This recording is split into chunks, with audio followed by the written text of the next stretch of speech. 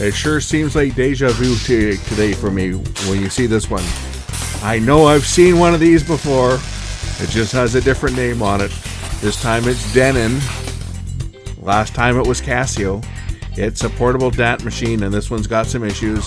And you know what it's going to be, and we all know how bad these things are with those front switches. They're an absolute nightmare to work on. Let's check it out. This time I have a Denon. This is a digital audio tape deck. The model on this thing is a DTR80P, and it looks to be exactly like that. What was that other one? That Casio? Yeah, this looks to be the same machine actually as the Casio. Looks to be identical. Complaint on this one here is the sound level is not right, and audio, what does it say? The selector switch, the input selector switch is not working between optical and analog, optical and coaxial. And analog, the switch appears to be broken. He's gone on to say if it can't be fixed, then just put it into the analog position. What else is wrong with this thing here? It's got the line output's not working properly, and the low output on headphones on both channels. Line output low on one channel. And external power has a problem. It says the record button works, but the recording doesn't happen. So we'll see what we can do on this one here. The problem with all these old machines is that yeah, they're getting pretty long in the tooth. So I guess first things first, we'll take the top cover off of it so we can get a peek at the inside of these machines.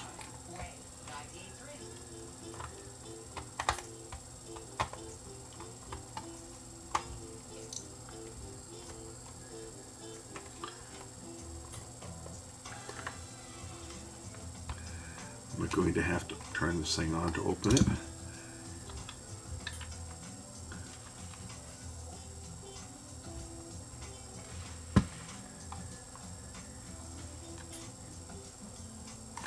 And that does not appear to be working, so we'll just give it external power. It's what's it take? How many volts does this thing take? 9 volts. So we'll put the power supply on for 9 volts. I would normally make a joke saying I'll set my power supply to 19 volts and see what happens, but somebody might actually take me serious when I said something like that. It might actually take me serious. It's set to 9 volts. I find you can't joke with people on the internet because they take you serious.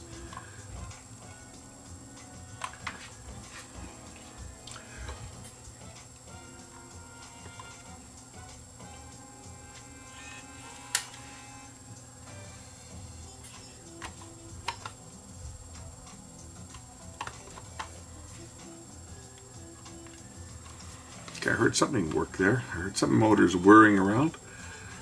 Let it open.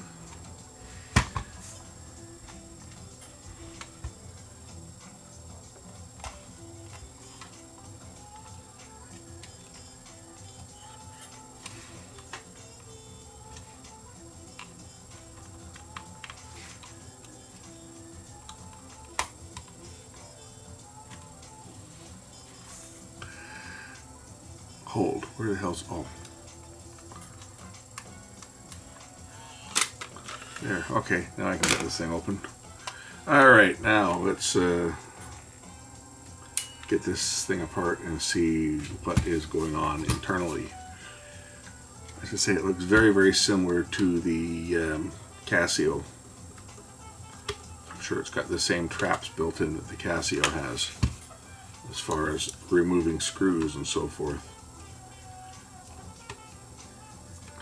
And it's likely the same board and everything inside here. And it's likely the same capacitors that have gone bad, among other things. This one, the power jack's not working. And the complaint is the line out doesn't work. That might be a jack that's broken off on the inside, like the pin. I didn't even look to see whether one will fit in there, but sometimes people break the pins off inside and then they can't put the jack all the way in. Let's find one here. My camera crane has become a storage unit for everything. Oh, it's nothing. There's nothing in there that's jamming it, so it's not something that's been not a jack that's broken off inside. That's for sure. All right. So first things first. Let's see why this thing doesn't power up on external power from a power adapter. I do have the correct one here. It's the same as Sony used with the yellow plug, but it's not powering up. So first things first, let's determine why it's not powering up. Get the good old Fluke 12 voltmeter in here and measure some volts and see we've got juice getting in here. There could be a fuse or something that's blown on here. Where is our power? There's no power. Interesting. And verify that we do have 9 volts, so we know that the adapter has not checked out. I know what the problem is. I can see it right there. The little yellow end from an old jack is broken off inside. You can see it. You see it right down there? That's what the problem is. You can't push the plug in all the way because it's got this piece from another plug that's been broken off inside there. So what I got to do is I got to pick that out. That could be fun. Try to get this in here. Try to hook this. Maybe something smaller, like a small screwdriver. I might be able to get down there and see if I can just pull this piece up. That's what the problem is this here is, you can see it. You can see it turning. So that'll fix that problem. I just got to figure out a way to get this out of here without doing any more damage.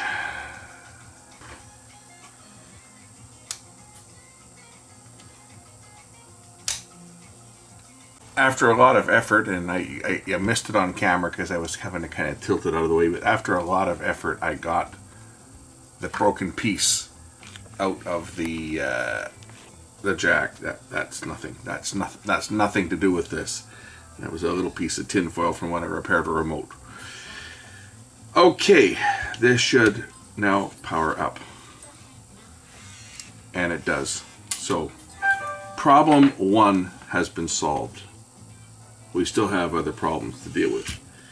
Let's take a listen to a test tape on this one and see how it sounds, and then we'll tackle some of the other problems, which are going to be capacitor related on the main board. It'll be no different than that other one, and of course dealing with the input selector, which is probably broken, so it's going to have to just be fixed in the analog position. But let's first of all test it first. So let me grab a blank, or not a blank, but a tape that I can play. Okay, I've plugged into the line outputs.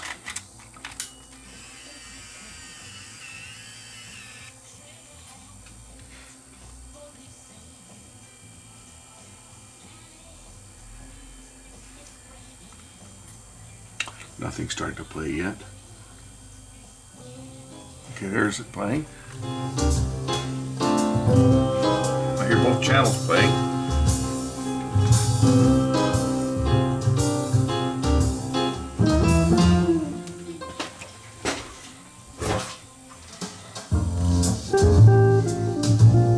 Actually, that sounds fine. How about the headphone level? Oh yeah, the headphone sound, one side is very low. Left channel is much lower on the headphone output, but the line output.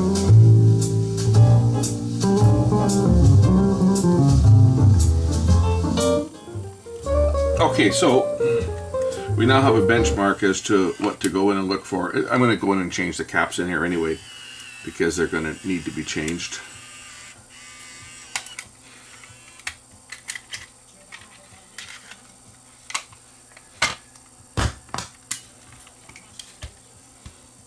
These ones are really a piss poor design as far as taking these things apart, because of these little switches in here that break so bloody easy. If you just so much as breathe on them, these little switches will fall apart. So you gotta be really careful when you open these ones up.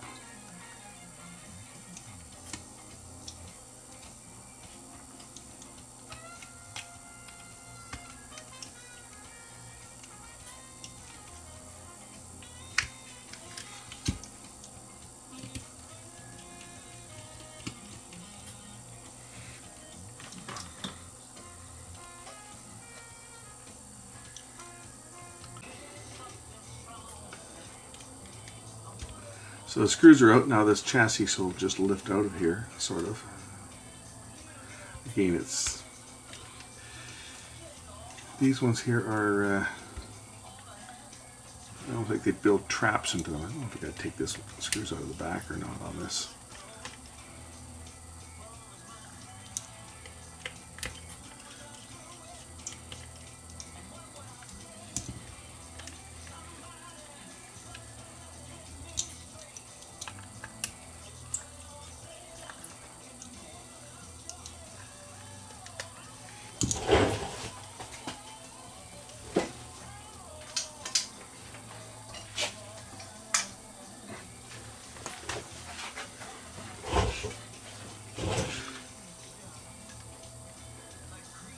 This whole piece lifts off the back, but there's the switches that fall apart. Looks like this other switch is broken, actually. I hate these switches on the front here.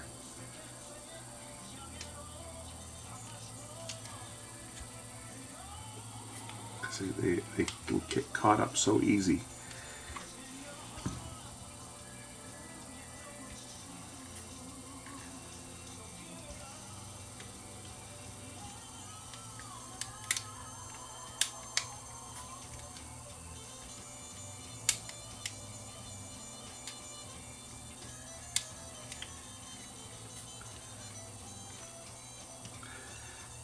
And of course the power switch broke while I was taking it apart.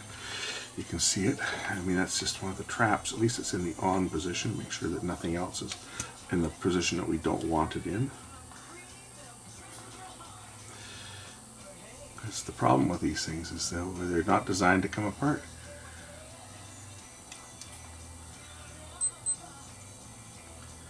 Okay, this switch on the side here looks like it's snapped off. Yeah, that was broken, so I don't know if I can get this into the analog in position as requested or not, because the tab on the switch itself is missing. If we look close up here, that was one of the complaints, was he couldn't switch the input from digital to analog. But if you notice here, the little top of the switch, this is the other one, this one down here is missing, so I don't know if I can push this over and get it into the line in position and just leave it there.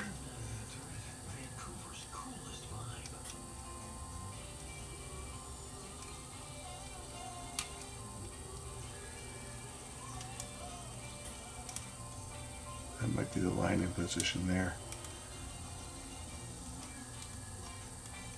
Okay. Alright, that part again. And this power switch broke when I was taking it apart.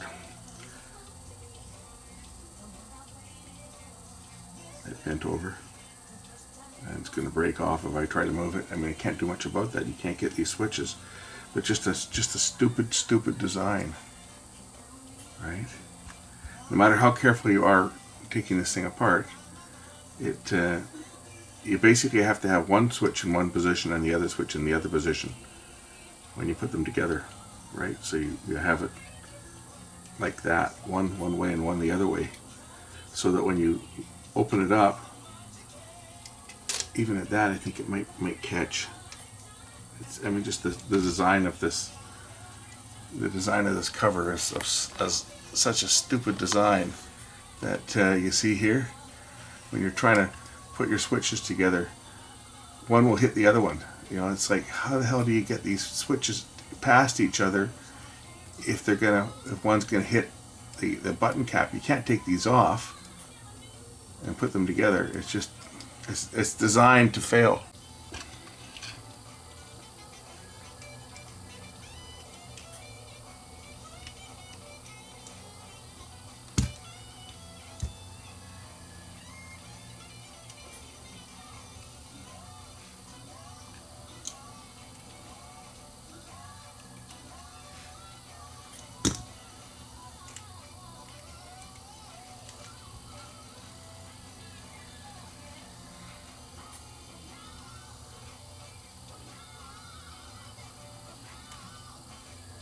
I'm going to unplug the front board so they can get the main board out.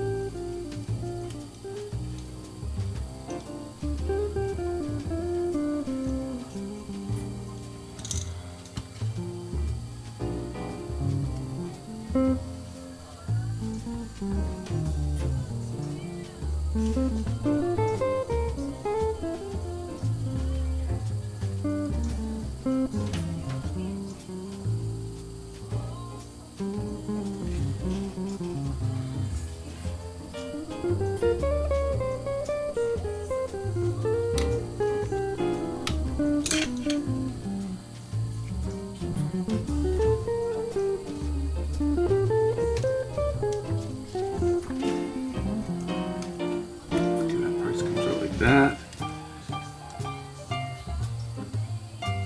I can get the main board off of here to work on the capacitor issue on it.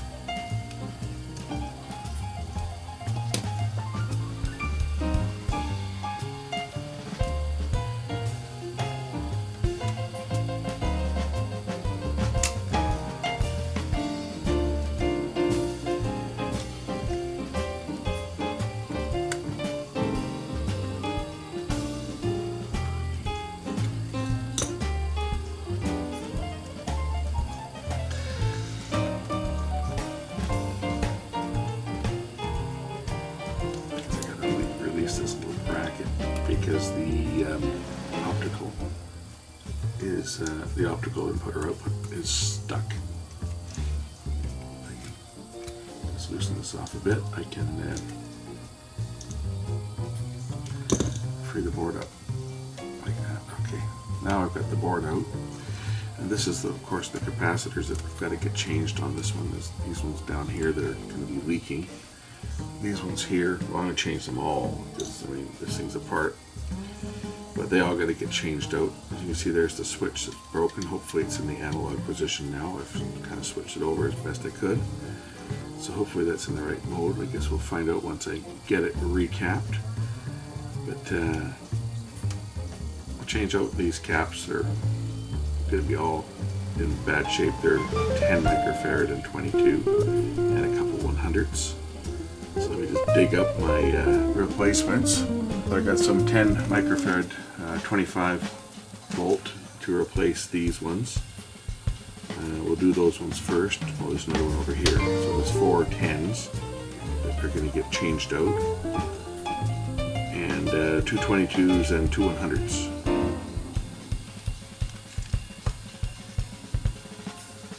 I might just remove the wires from here just so the board is free. So they're labeled positive and negative.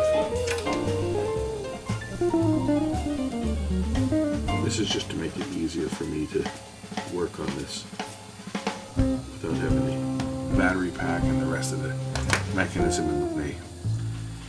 Alright, let's get changing. Start out with this one here. Now these are not surface mounted caps, these are just regular caps that they just soldered down to the board. They're just a normal regular electrolytic cap in a little housing.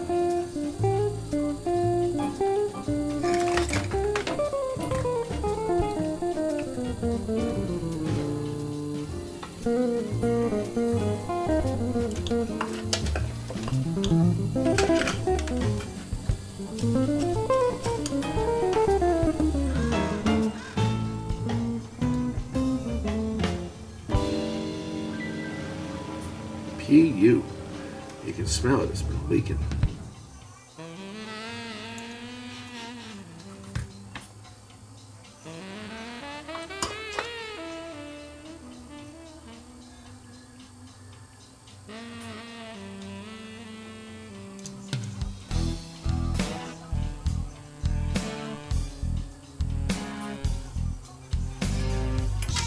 there's viable copper there. You can see it. Had to scrape off the corrosion that was there to get to the viable copper.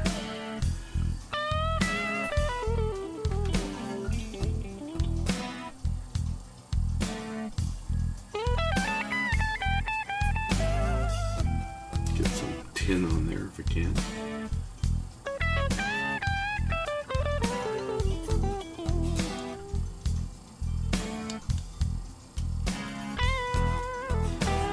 Go. I know someone's going to scream, flux, flux. There's flux in the solder. You see, it says flux right there. Flux. I don't need more.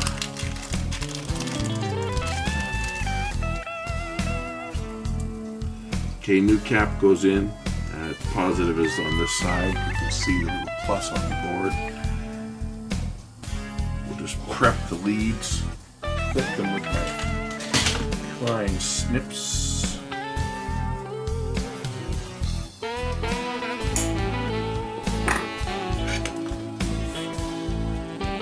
Yeah, I am a sucker for punishment when working on this little crap.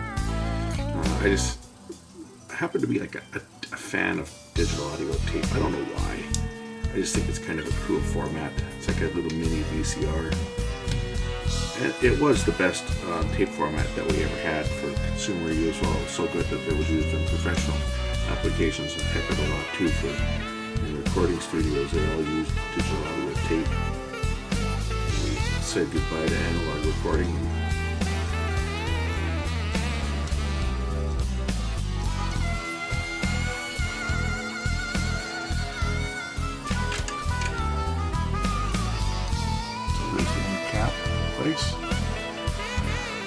Do the same for these other useless tin. I prefer these ones to be over in the recording circuit. Again, they're going to be the same. They're going to be all corroded all here for sure. Should probably put a finer soldering tip on, but can't be bothered.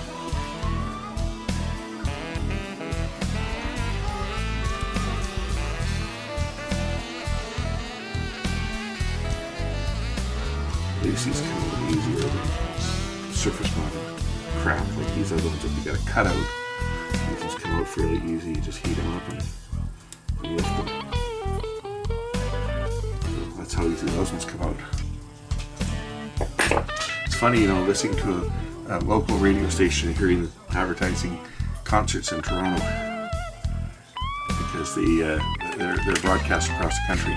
Their studios are out here, but they're carried in the GTA as well on the HD2 stream of a couple of stations that is owned by the same people, obviously.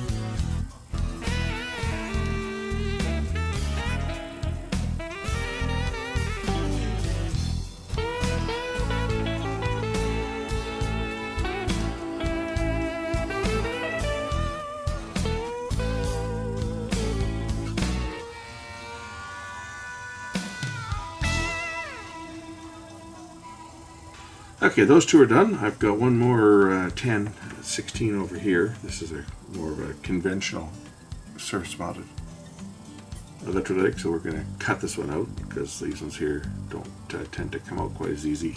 Although this one's not really leaking, so it might come out a little easier just by just heating it and rocking it out without clipping it. But you can take them out this way if you're careful. Heat up each side slowly and just lift them up. Of course, you burn your fingers while out doing this.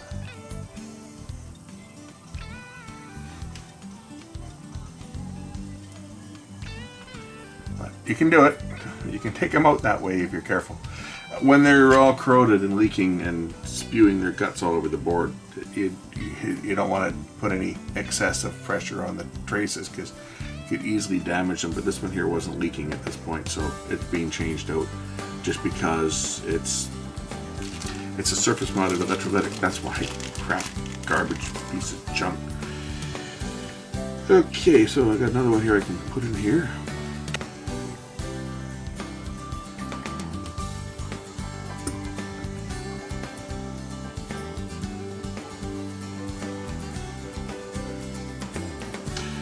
Positive was that way. Positive terminal right there. Tack it down.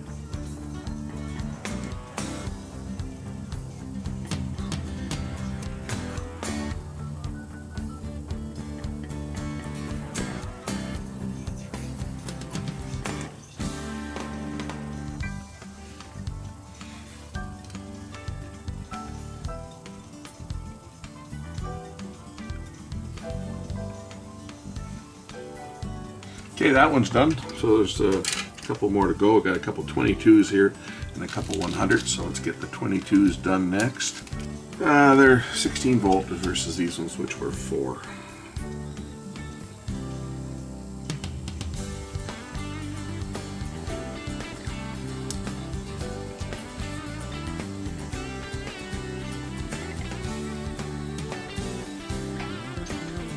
These ones are leaking. Smell the stink. Smells like the back end of a tuner schooner. That's what my coworkers used to joke about when I worked in the business. We'd be doing cap replacements and we'd be making rude comments about the stench coming out from all these leaking caps that we had to deal with back in the day. This was a problem back in the 90s as well, right? This is not a new problem. These surface mounted caps. I remember I used to do camcorders. I would never do it now. If someone gave me a camcorder and wanted me to change all the caps on them, first of all, tell them they're crazy. But I don't know that I would even want to do it. I did enough of them back in the day, and believe me, it was so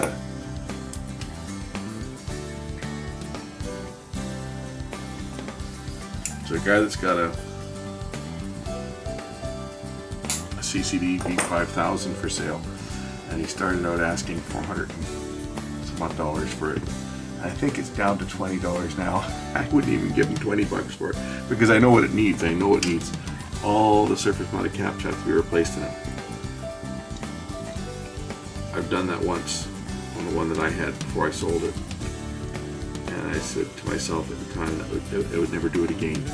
So I would never get one, knowing that I would have to do one, and if someone wanted me to change the caps in one, I would say sorry, not interested.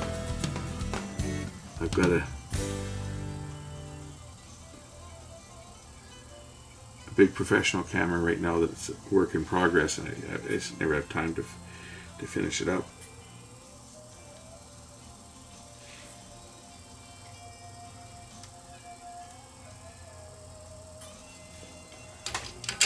There's not much room here to put these. I turn this one sideways a bit so that it'll sit down. Right? That's a problem when you're putting in conventional caps to replace surface mounted caps. At least my little 100 microfarad ones are pretty small. These are rated at 16 volts, 100 microfarad, but at least they will. I should be able to get these ones in here. But the problem is when you're dealing with these small boards like this is, there's another board that sits right over top of this, so they got to lie flat or be very close to being flat. Otherwise, it's not going to fit. That's the headache when you're dealing with these surface mounted caps. That's why I don't like doing cameras, because I don't have surface mounted caps, and to bring them in, like I'm not going to bring in hundreds of them and just have them sitting here, dead inventory. So to bring them in small quantities, 10 or 20 or 30 at a time, it's cost prohibitive.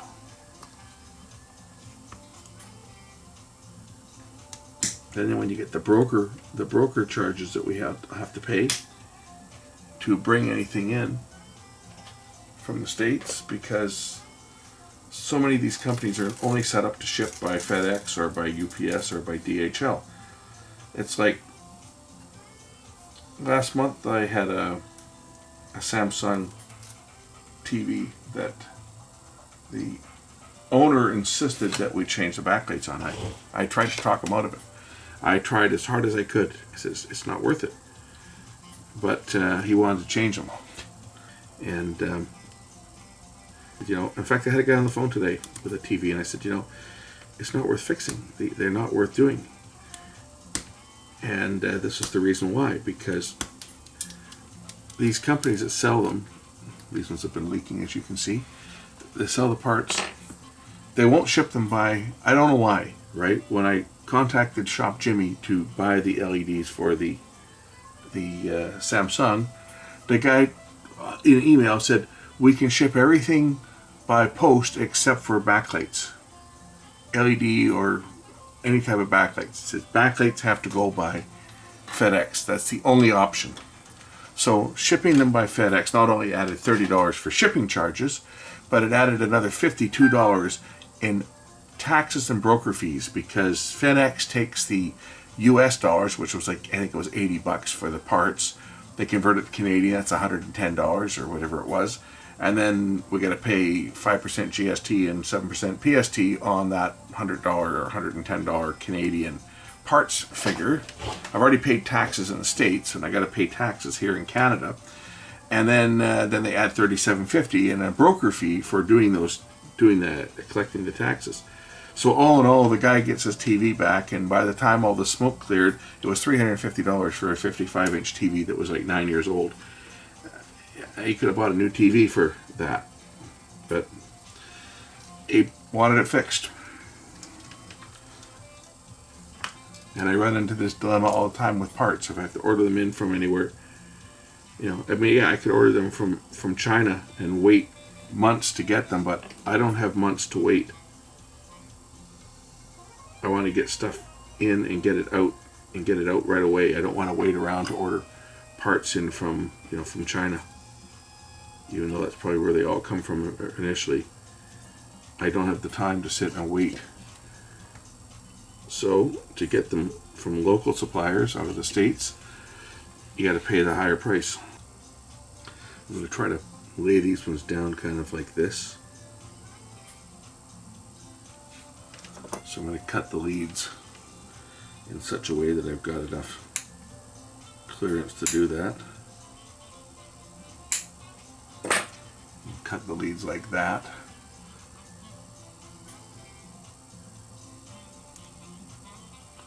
And bend them accordingly so that this can sit in here sideways, because I think that's the only place I'm going to have enough clearance to put this, is if I do that.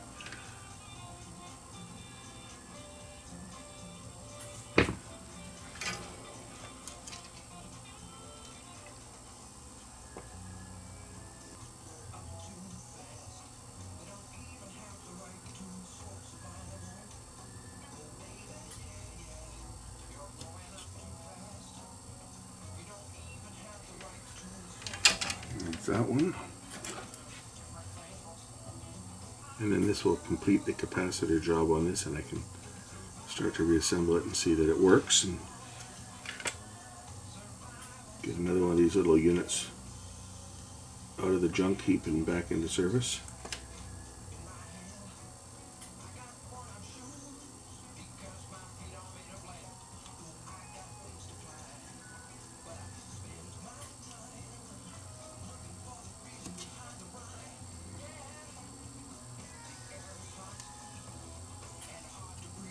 There we go. So I think that's all of them. I got all the electrolytics changed out now. Time to put this thing back together. So first I'll reconnect the power lead for the battery. Get one on the back here somewhere. Right there.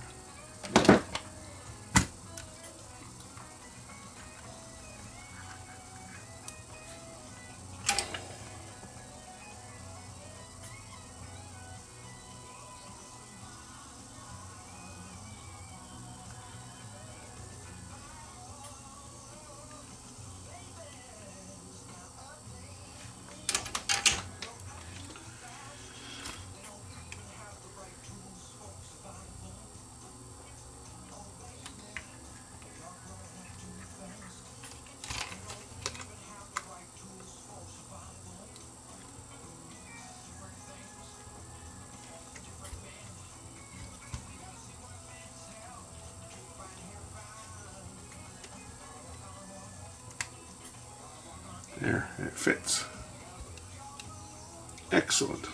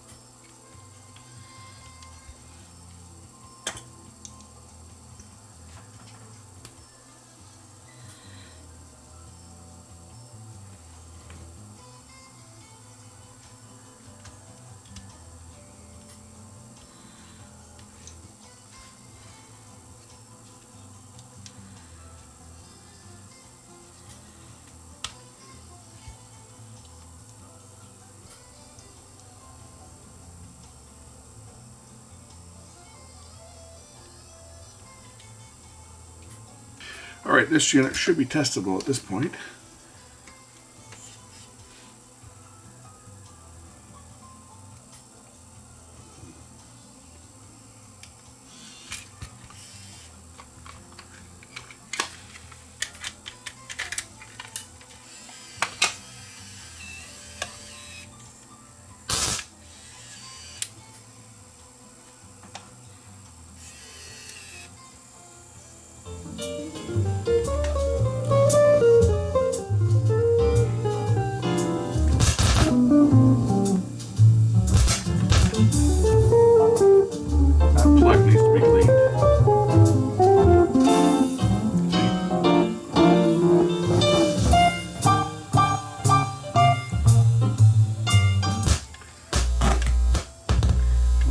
You know what it is? It's my plug is broken.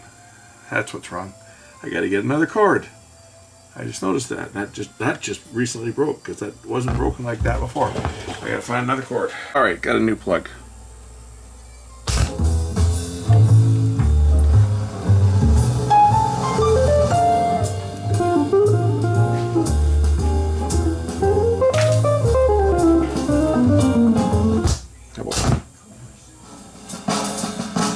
And the headphones is equal now.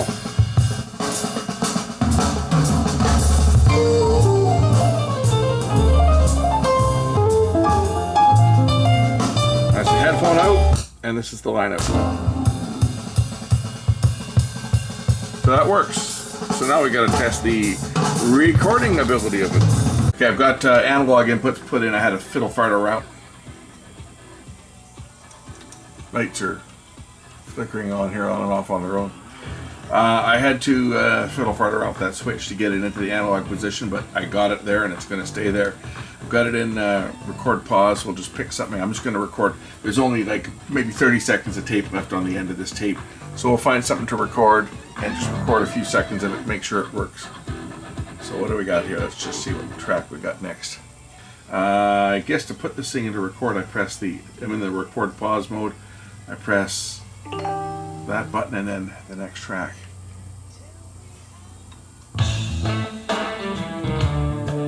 Again, there's only like maybe 30 seconds of tape. Just want to make sure it records, that's all. If it records, it's going to record fine. If it doesn't, it doesn't. But all we care about is, does it make a recording? Oops, jeez. I'm over. It's going to end now anyway. Anyway, I was over the level. And we'll go back and we'll check this out. It's going to be probably playing what was on there. original tape there before. Let's go to that next track. There it is. It cues it up, and let's start playing. That's all I care is it records.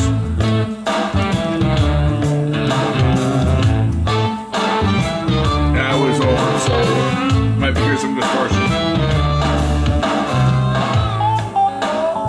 Anyway, the tape's gonna end like right about 3, 2, 1, and stop. So that's it. It works. It records and it plays, and really that's all that we really care about, is that it records and plays. And the power button got screwed taking it apart. The other ones might get screwed putting it together. It's just such a piss poor design. Might break the record button off trying to put this thing back together. It's just such a bad design. Why Casio, and I'm sure that's who made this one, even though it's got the Denon branding on it, why they made such a crap design, I don't know, but they are virtually impossible to take these apart or put them together without these stupid switches getting damaged because of the way that the switch sticks out like that, right? I'm going to pop, I don't know if I can pop this record one out now and stick it back in after, because I don't want to break it. So if I pop the switch out, I can't do the same for the other buttons. Well, these other buttons I can. I can pop these ones out, but I can't do anything for these switches because they don't pop out. The buttons here, I can probably pop them out. That way I don't have to worry about them breaking, putting this thing back together. And I can concentrate on not having the other one to break on me. So there's the 3 buttons out, because I don't want to have to drill a hole through it and do the same I did on the Casio when it came flying back. I got to watch out for these other switches. The power switch is already kind of buggered up, but that's okay, because it automatically shuts off.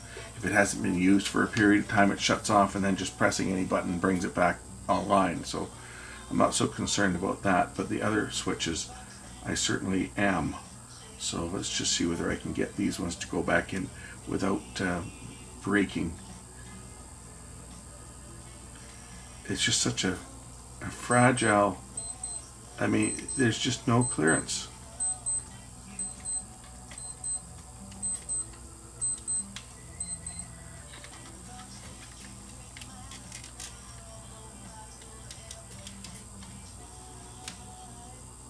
Because you have to line up the back. The back slides into a slot. It really only goes in one way, and you just kind of have to make sure that your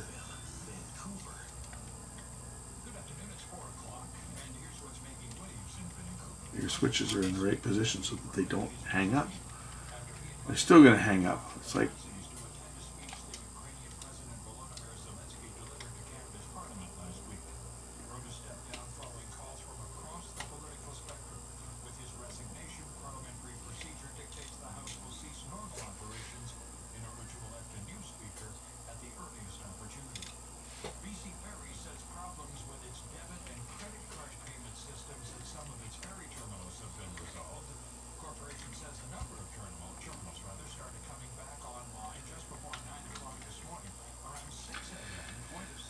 oh man, it's like,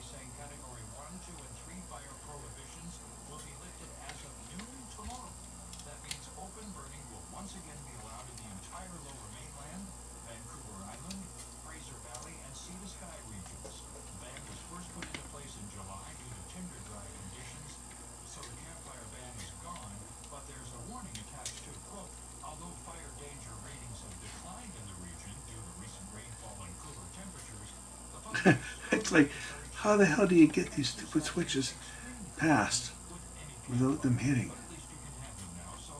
Like, how do you get them in?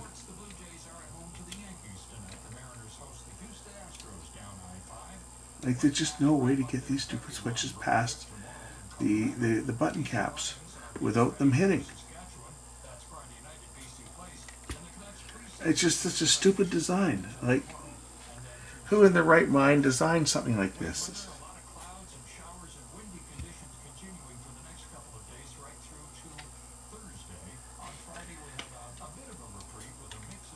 I got it in SP mode just in case it does snap, so at least it records at the better speed.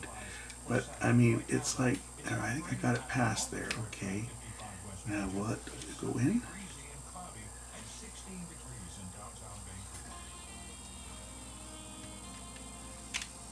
I think I got it. Okay. Whew. Didn't break the switch. Okay, those two switches made it. The power switch didn't coming apart. It got hung up and got broken. It's just such a stupid design. I mean, whoever designed this one should have been fired for doing that. Just how do you go about taking them apart and putting them together? It only slides out of the cabinet one way. There's no other way to take this thing apart. You know, it's without breaking those switches. And of course, you never find a switch like that now. So now I got to put these other buttons back in without them breaking.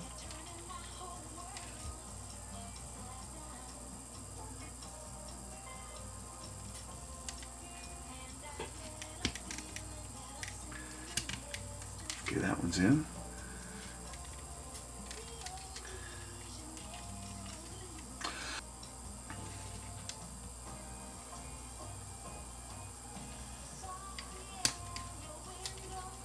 And then the all-important record button.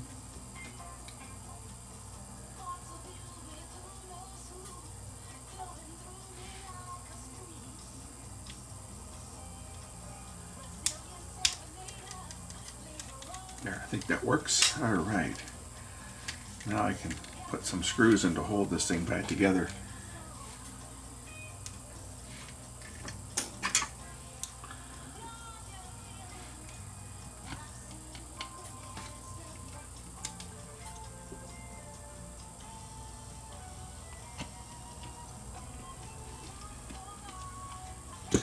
Make sure that all the buttons are working on it now that I've got it back together. Yep, that works. All right, bottom cover now.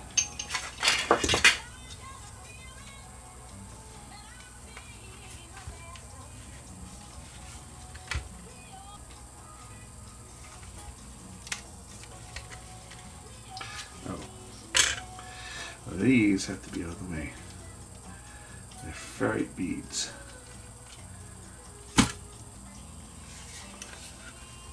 Okay, it looks like that'll fit now. Now I can put this other switch on. The broken one doesn't matter. I'll put it back in there just for aesthetics, but this one here goes in like this. It has to activate two switches on the one inside on one board, and then this one here.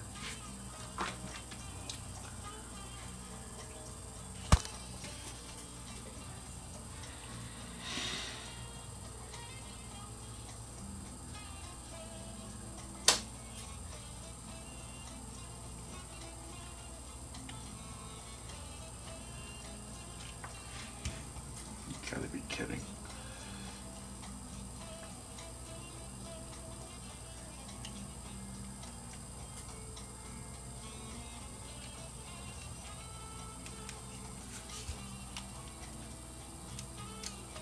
There, I believe that's fitting.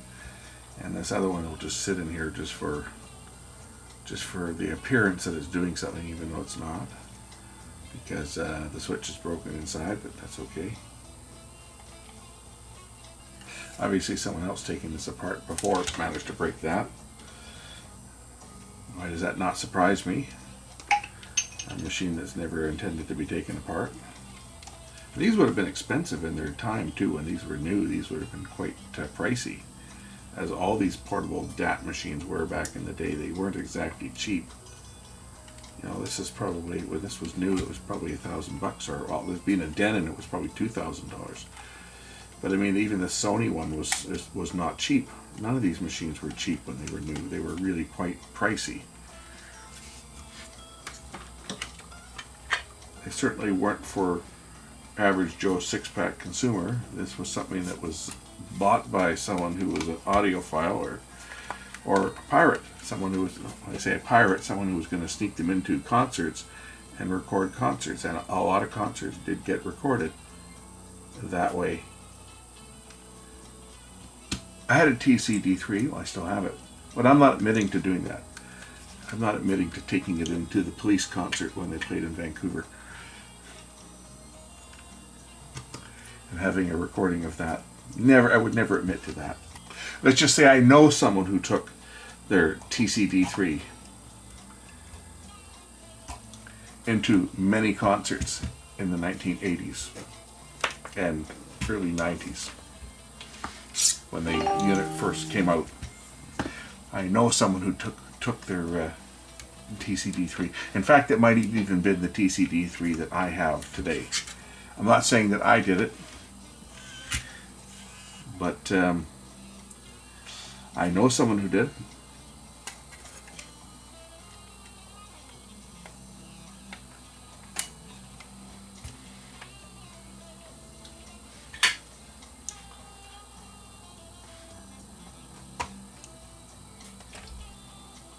And he worked for Sony. He was our sales rep, our audio sales rep of the day at the shop that I worked at. He took it into multiple concerts and recorded them over the years. And well, I ended up with that machine, that TC-D3. That's mine now, but before it was mine, it was the Sony rep had it, and he took it to some concerts. Is that a better way of not admitting to pirating concerts? Because, hey, I didn't pirate anything. I just happened to have the equipment that it was done with.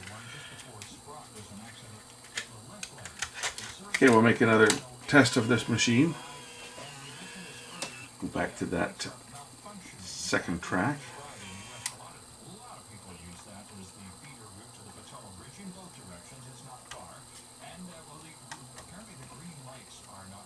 Okay, why is it not working?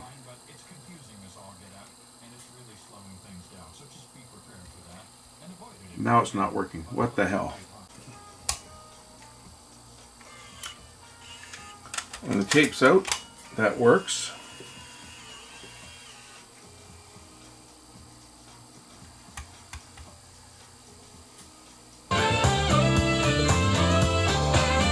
Why are the buttons not working on the front? Can't even stop it now. Buttons aren't making a connection. But the button worked when it was apart. That means I gotta take this goddamn thing apart again and risk breaking those switches one more time. Can't even get the tape out of it now. There it comes up. It's like the button assembly's not making contact with the membrane key switch below. What a piece of crap. At least on the Casio, this was a separate bezel that came off on it, but what a joke.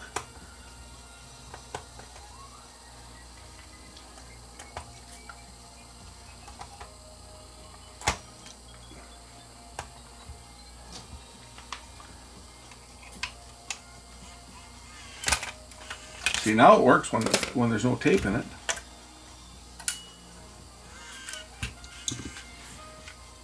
Does it work when the lid is not on it?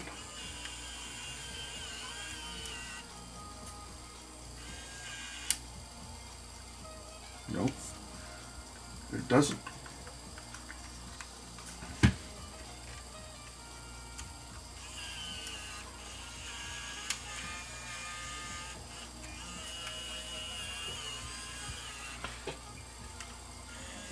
It's like it's not pushed in properly. It's like it's not seated right, is what it feels like.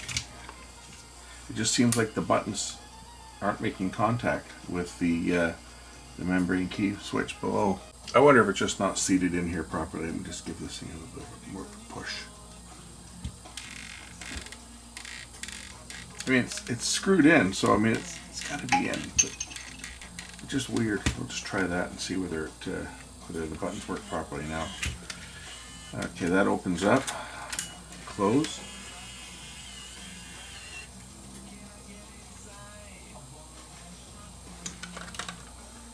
Looks like it's in play.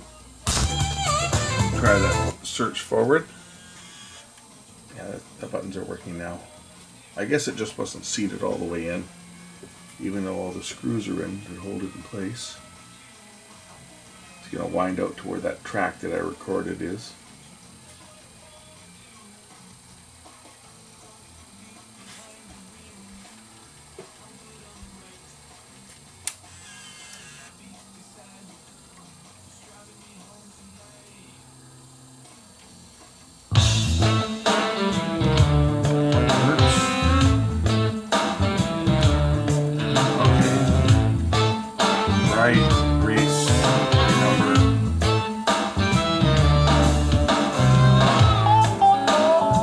Fast forward, rewind.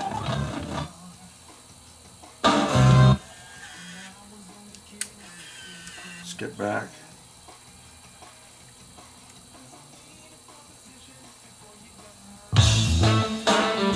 Eject. And stop, and second time to eject. Alright, well, it appears to be working, so let's just throw the bottom on it one more time and see whether it will stay working, because I really don't want to take this thing apart.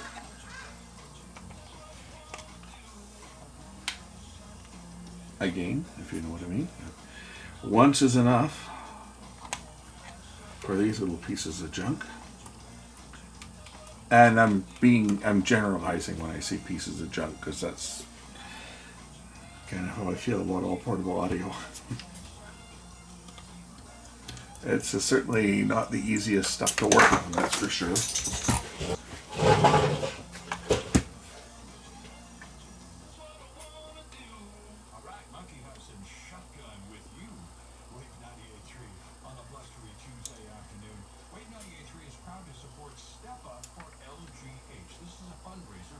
Geez, I put this thing once on the, I set it on my mat here, and the mat's got magnets, and I should cut them out. It's got magnets for securing parts and stuff, but the problem is I set my screwdriver down too close to it, and it demagnetizes my little screwdriver. These have got magnets. This rubber mat has got magnets in it. If I put my screwdriver down anywhere near it, it demagnetizes it. Then it won't pick the screws up. It drives me crazy. Of course, the idea behind the magnetic, like here's magnetic, right? The idea behind it is it holds the screws in place. I think it's here. There they are, right? That's the idea. But if you leave your tools sitting over here, like it says, here's where you're supposed to put your tools. Well, if you lay your tools there, right? Okay, guess what happens? Your screwdriver is no longer magnetic.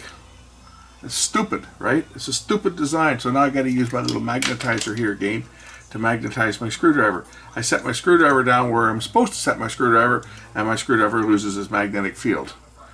So then it's like, I'm tempted to take an X-Acto knife and cut them out of this thing. There's like 3 places on here where there's magnets, and it just drives me absolutely crazy, because I like the screwdriver magnetic for a reason. So I got to remember to not put the screwdriver anywhere near where there's a magnet, otherwise it's going to erase it. Plus, if I set tapes down here, I can erase the tapes too, which is another problem with this stupid pad, is if I set one of my tapes that I'm working on and I set it down near the magnet, well, guess what's going to happen to the tape? It's going to get erased. It's kind of stupid. It's stupid. So maybe we'll rip this thing apart. Well, not rip it apart, but cut them out from the bottom and remove them, because magnets are not necessary in a work mat. Okay, I'm ranting about that now because it frustrates me that I have to keep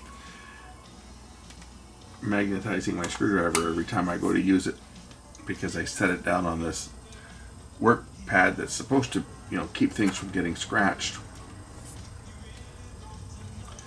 and a place to organize all the screws.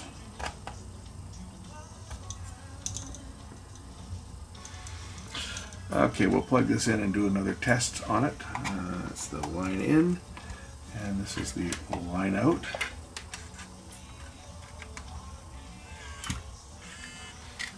And I'll just record on that tail end of that tape again.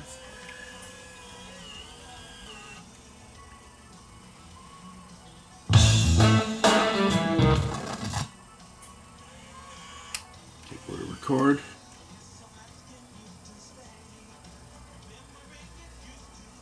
Analog in. Where are we here?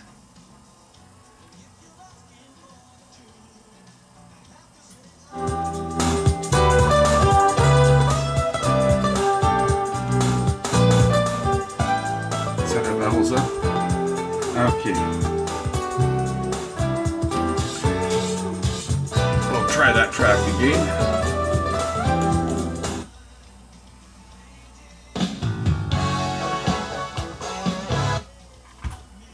There we go.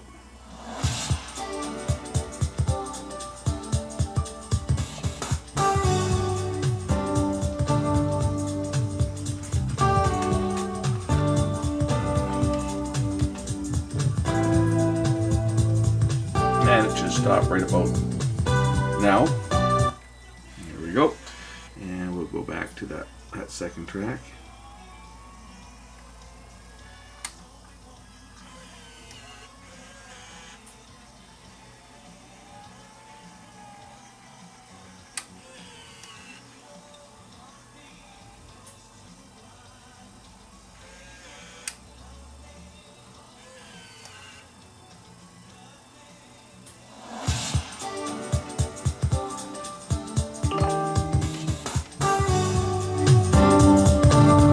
Sounds good to me.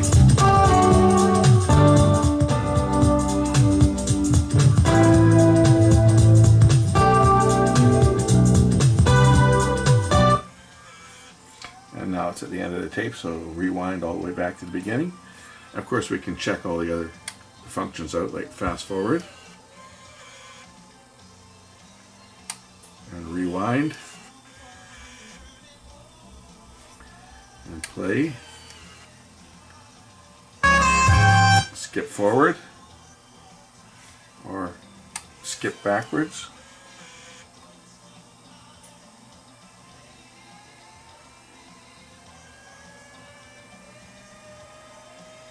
There's only one track on this tape. Well, there's more than one, but they're mixed together, so there's only one index. I haven't indexed the tape.